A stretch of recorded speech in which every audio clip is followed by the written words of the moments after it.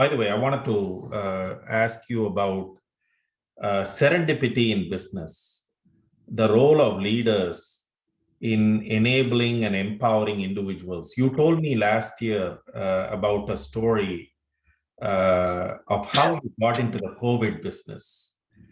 Could you talk a little bit about that, and what should leaders be looking at in terms of fostering such opportunities?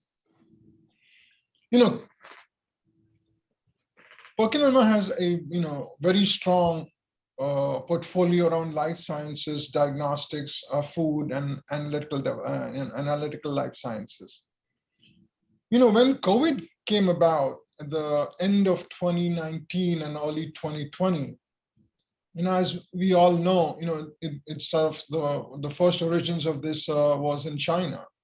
And we have a very strong team in China. We have more than 3,000 people there now, with a very strong R&D and manufacturing capability.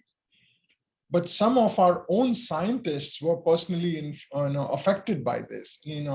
During the New Year holiday, for example, the Chinese New Year holiday, one of our preeminent molecular diagnostic scientists, her parents lived in Wuhan, and she headed to the airport when she found out that that Wuhan was shut down.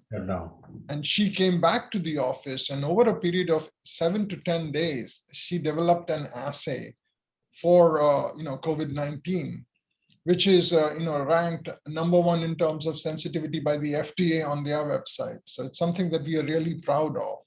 But that's the kind of ingenuity and innovation that you have to build in the DNA of the company. And this doesn't happen overnight. Right. The ability to be able to provide them the freedom to try and fail early, but fail often. And, right. And that's a very good example of how this has come about. I'll give you another example, right?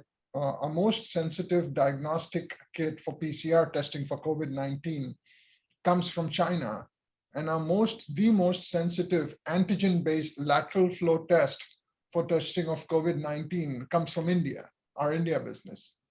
So it's again a reflection of how, as Professor Amurthy keeps talking about, the reverse innovation. And we've got two very good examples of how we have implemented that in our business.